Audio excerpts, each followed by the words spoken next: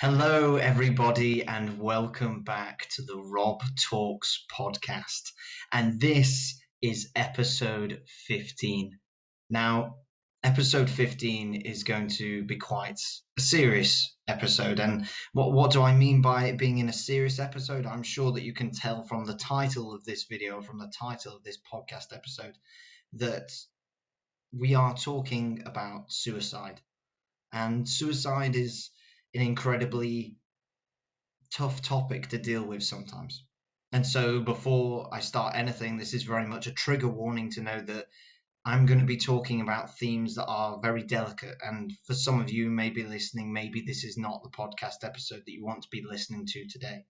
And so, as to put it out there, if any of you who are listening, who are struggling and even feeling suicidal, then please, I implore you to contact a suicide helpline like Samaritans. There's national suicide hotlines for every country that you are in. There also you can speak to counselors and therapists and psychologists and try and get some form of counseling, or even better, you can speak to your GP, you can speak to your doctor and find out what would be the best option for you to help you deal with how you are feeling and help you to look after your mental health. But I know that at some point I needed to do this episode. And I know that for definite, as this podcast grows, that this topic will come up time and time again because it is such an important topic that relates to mental health that we just like to avoid. Even saying the word suicide can sometimes feel like a swear word. It can feel like we shouldn't say it out loud. A lot of the time we always try and think of other ways of describing it in saying that somebody has killed themselves or somebody has taken their own life. And even within the context of that, I can't remember what the exact wording is, but if suicide is worded in a certain way, I believe it's in taking your own life, it can actually be put down as a criminal offence, which I do find insane as well. And so suicide is hard to talk about. But that's why we need to have podcast episodes like this. We need to have these conversations in our life. We have to talk about how we are feeling if we are feeling suicidal. We have to talk about how we can avoid having to come to the conclusion of that suicide is the only option. Because that happens. That's happening right now across the world. There are thousands of people, I suspect even more than thousands, but loads of people, I'm sure, who are in a dark place, who are feeling suicidal, who are feeling that the only option is to commit suicide. And we have to work out how to help people, how you can help yourself, and how we can realize that there are more ways with dealing with the situation that you're in or dealing with whatever crazy things may be going on in your life that are better options than ending your own life. And so, as I've said, suicide is this massive taboo word. And I think it's something that I've always, even myself, struggled to talk about because it's something you don't want to talk about. And I remember the days back at school of where it would even be something that you would joke about because it was the only way that you felt that you could talk about it. You had to talk about it in a comical way because that was the only way that you could even fathom the idea of somebody killing themselves or somebody ending their life. And through my time of going through school and even going through university, I've unfortunately known people who have committed suicide, who have taken their own lives, and I've also known those who have tried as well. And it's hard. I'm going to be honest. It's hard to deal with, and suicide is one of those things of where you get asked of how do you help somebody, and a lot of the time even my brain, with all the things that I research about looking after your mental health and how you can be happy and stuff like that, as soon as suicide comes up, it becomes very difficult to know what to do, because suicide is something that is so personal to every individual who has even considered doing it or who may be feeling that way. And so it is really hard to know exactly what the blanket answer, what the right answer is to try and deal with that situation. But For one thing, I do know about talking about suicide is that we have to be more open about it, because we've seen great strides with even within the last couple of years, I would say even within the last decade, of how we are now talking more about our mental health. We're talking about our feelings. We're being a lot more open to that everybody has a mental health, and it can be good some days, it can be bad some other days, and that we need to all help each other to look after our mental well-being and our mental health. And that's fantastic. But a lot of the time, the thing that goes awry within that conversation is talking about the potential of somebody committing suicide, or even what happens when you have those thoughts in your head that you're thinking about ending your own life. How do you deal with that?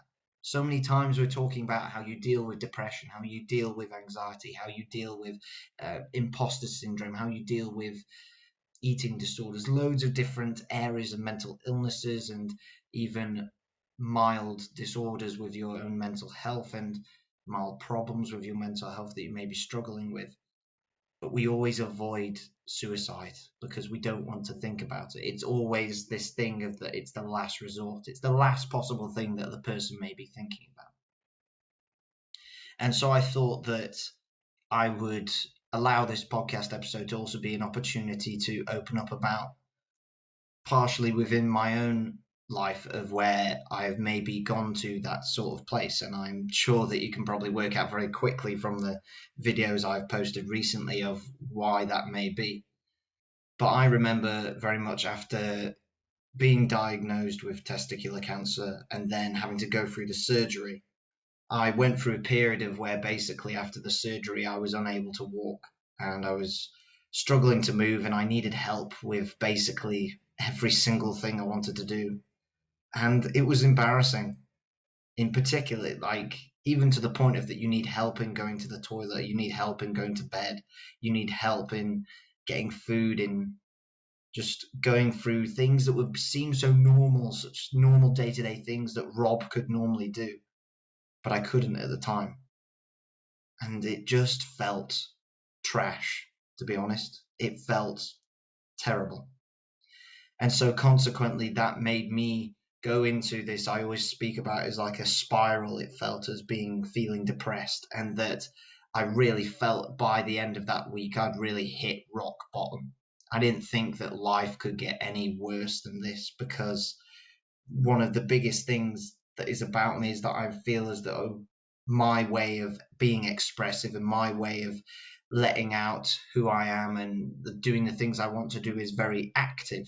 I'm always a very active person. I like to be moving. I like to be playing sports. I like to be going outside. I like to feel as though I'm active and doing things rather than maybe more of a relaxed kind of lifestyle, if that makes sense. And so consequently, when you're unable to move and you're really an action orientated person, it made me feel as though I had no life left. And I never fully properly attempted, I would say, suicide, but I very much had suicidal thoughts and very much had suicidal feelings, at least for what I would define them to be for myself, in terms of that I looked at the way that my life was going and thought that it wasn't going to get any better. And so that was the better option, just to end it there and then. And the reasoning of why I didn't is because, for one, I had this first thought that kind of kept coming around in my head of that I just couldn't. I couldn't do it. My confidence at that point in my life was so low. My self-confidence was so low in who I was. I didn't even have the confidence that I could follow through with such an action. I also, as my second thought, just thought about my family and my friends and those around me. And not to be kind of narcissistic or selfish in any way, but my thoughts was, what would life be like for them without me there? How would it be? And when I simulated it in my head, when I thought about it, I felt like life surely would be worse off for them. And that if anything, by me ending my life, I would be causing them more pain and suffering than they'd been going through anyway with dealing with the fact that I had cancer at the time. And so in the end, I realized that it wasn't the right option. I eventually got from the bottom of this pit of feeling so depressed and anxious, of then realizing, no, I can do something about this. And I always say that the biggest thing that I ever did was talk. I just needed to talk to people. And people would ask, what can we do to help you, Rob? Like, how can we help you? I just needed people to listen. And once people listened and I was able to speak about how I was feeling and what I was going through, it just made it so much easier to work out what I could do. Humans do this amazing thing, which I always find very funny, and I feel like I do this myself, even with this podcast, of that humans are amazing at most times in giving advice and helping others, but we're not so good at when it comes to helping ourselves. So I could easily have been in my friend's position and gone, yeah, Rob, you should do this, you should talk to this person, you should do X, Y, Z. But at the time when I was actually going through these feelings and these thoughts, I didn't know what to do, and I felt very lost. Now, in me opening up about my experience, I hope that that at least allows maybe some listeners or some people out there to relate in a way, in that I'm talking about suicide in this episode not because it's a topic that just needs to be talked about.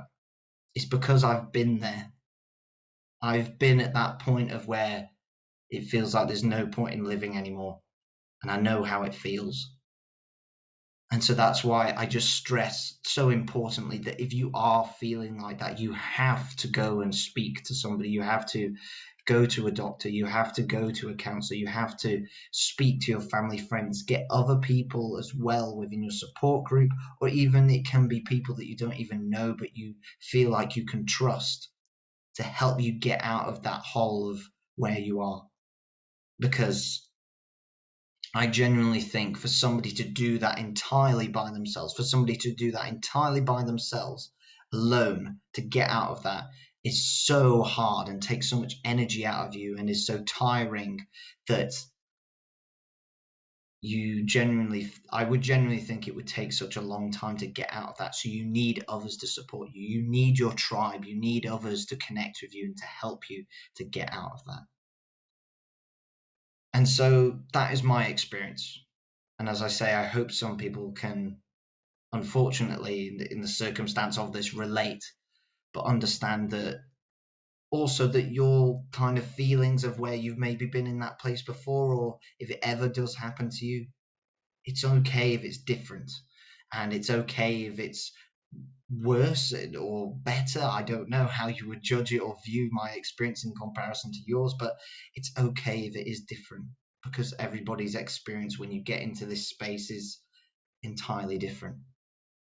And so, kind of when I think about people's experiences and even those around me who have unfortunately taken their lives or have nearly taken their lives, it's always a question that I beg to ask in my head, and I'm sure so many of you do, is why does suicide happen?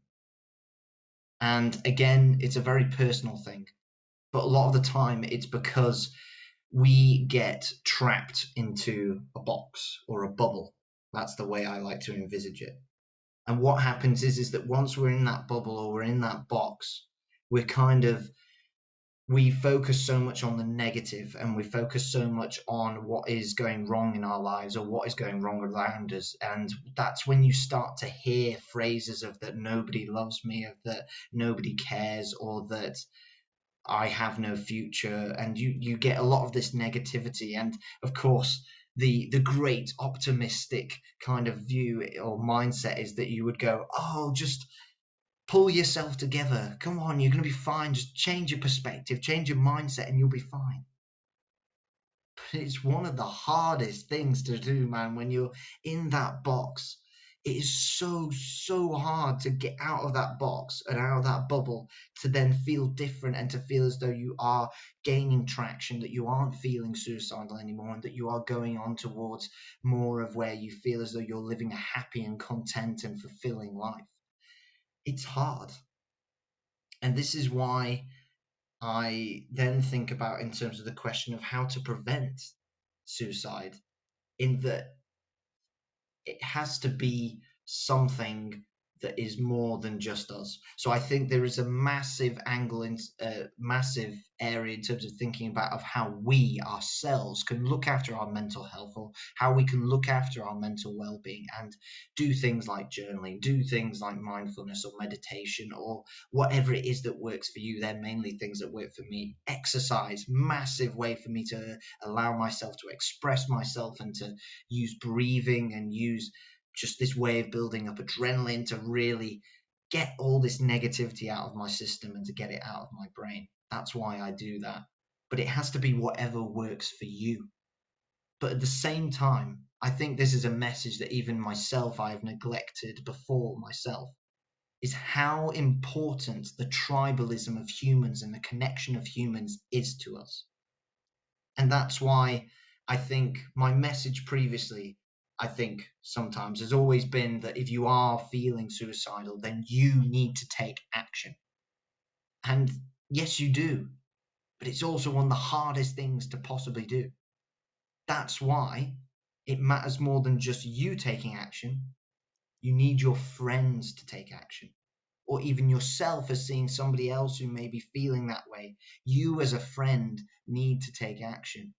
You need to talk to somebody. You need to chat with your friend who may be feeling like that. Or even in most cases with suicide, unfortunately, is that we don't realize that somebody is feeling that way, because they will hide it, they will mask it, because it's embarrassing. You don't want to be branded about saying, I'm struggling with my mental health, I'm feeling like this, I'm feeling really crap today. You don't want to be brandishing that about, and so you feel embarrassed. You put a mask on, you cover up how you're actually feeling, and you don't tell your friends. You don't even tell your family. You don't tell your loved ones. And that's why, as your role as being that friend, as being part of the support group, you have to ask how your friends are feeling. And this is a very simple thing, and I feel like people don't always take it as seriously as they should. But it can be something as simple as asking, are you okay? No, seriously, are you okay? How are you feeling? Not asking once and letting it brush past because everybody says, I'm fine, I'm okay, I'm all right. Today's been tricky, I'm all right. They always highlight, at least within the kind of cultures of kind of Britain and within the Western world. It depends also within what communities and culture you kind of come from. But a lot of the time, at least within Britain, it's very much you just say you're fine, you're all right. You maybe hint at the fact that you are struggling with something, but you don't pursue it further. That's why you have to ask twice. Are you all right? Come on. Are you all right? How are you doing? And once you ask twice, you can then at least delve into a deeper conversation in actually understanding how people are feeling. And you can actually help the person, your friend, your partner, whoever it may be, to process what they are going through. And that's why talking is so important. And that's why there is a big angle also that we forget sometimes, that we have to take action in some ways. So a lot of the time, people talk and talk and talk and talk and talk, but then we find no form of resolution. We don't find any form of solution to what we actually then want to do next. That's when the talking then has to lead somewhere. Does it lead to you going and saying, you know what, I'll try counseling, I'll see how it is, I'll go see a therapist and see what that does for me? Or does it go to, I'll go to the doctor and get their opinion, or get a second opinion, whatever it may be? What is it that you're going to do that's going to potentially work for you? And really, I would also say this happened for me as well. Don't think that the first solution that you go for is always going to work, because so many times because you're just not in a great space anyway, you then think, right, I need this magical pill, or you need this magical therapy that's just going to work first time, and you're going to feel great, you're going to feel amazing. But that's not always the case. Sometimes you have to go and see several therapists. Sometimes you have to go to the doctor several times. Sometimes you have to try different solutions to try and see what actually works for you. And so, very much within the case of prevention, I think I just want to hit on this point again. We have to understand that the action of somebody taking their own life and the kind of situation, if you were to put yourself in the shoes of somebody who would potentially do that, we have to understand that it's actually incredibly hard to see. Because too many times we assume that the person who is going to take their life is always the person who is sad, who's being negative, who is staying out of the group chat, is not replying on social media, is not coming to group events, is staying at home. And maybe that is the case. Maybe they are feeling suicidal, maybe they are feeling depressed. But there are also others who may be coming to all those group events, who may be smiling all the time, who may seem as though that life is going great right now. But they may have an even higher chance of doing that. And there's also an angle to do with the percentage chance of you actually committing suicide is also related to our education. And I'm not meaning education in terms of how clever you are at maths or how clever you are at English or science or whatever. It's our education of understanding our mental health and our mental well-being. One of the biggest reasons why so many people, and this massively even happens within the male statistics as male suicide, especially for young adults, is so high at the moment. A lot of it happens because of a lack of education as well. And this isn't me kind of saying you must subscribe, you need to do this, you need to go and read every single website article written by Mind or something like that. You just have to educate yourself a little bit to understand what actually is mental health, what actually is mental well-being, so that you understand why you feel a certain way, why you may be feeling a certain way because of XYZ happening in your life. And once you understand that, that dramatically decreases actually your chance of committing suicide, because you actually understand why, or at least you understand a bit of why. And you understand a little bit of how you can help yourself and take action to look after yourself and to look after your mental health. And so, lastly, if you are feeling like, again, I'm going to say it again because it needs to be said again. If you are struggling, if you are feeling suicidal, if you are feeling depressed, please see a GP, see a doctor, maybe try counseling, try therapy, and even if you can, or if you want to, you can call a suicide hotline. I will tell you now, I've called them before, and they are so helpful in terms of helping you to process the situation that you're going through and helping you to process what may be going on in your head and how you are feeling right now. So please, if you are feeling that way, please take action. And if you think that maybe your friends are feeling that way, or somebody within your support group, somebody that you know well, or maybe not even that well, if you think that that may be how they are feeling, then please, I implore you to talk to them about it. I know it's awkward. I know that this topic is taboo-ish and it feels like a swear word as you're trying to say the word suicide. But we have to talk about it, and we have to be open about it. And we have to remember that, unfortunately, anybody can do this. And so anybody can take their own life. And so we have to look after one another. We have to make sure that we support one another. That's why even within a previous episode, I spoke about so much to do with prioritizing what you love. In that you have to prioritize that you're going to look after the loved ones in your life, because it goes both ways. You talk to your parents, you talk to your brother or your sister, you talk to your friends, and they'll talk to you as well because they care about you as much as you care about them. It may not always seem like it, and it may always feel as though you deserve to have presents every month because of how much you love them or how much they should be loving you. The truth is, people do love you. And there are people out there who love you and want to support you throughout your life. That's how we are as humans.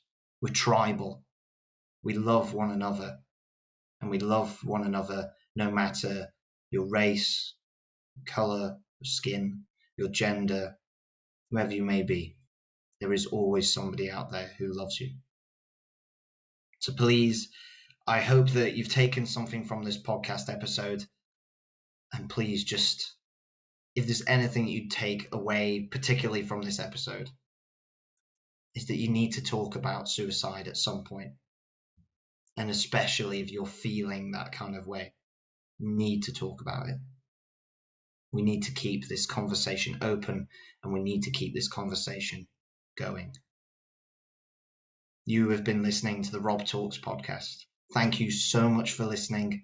And please, I will leave links in the description below for helplines and for mental health charities that you can contact for if you do need any help right now. Thank you so much for listening, and I'll see you next week.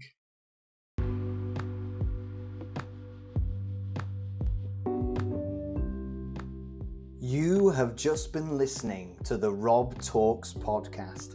Thank you so much for listening, and please make sure to subscribe and give me a follow on YouTube, Spotify, Instagram, Facebook, or even LinkedIn. And I will speak with you soon.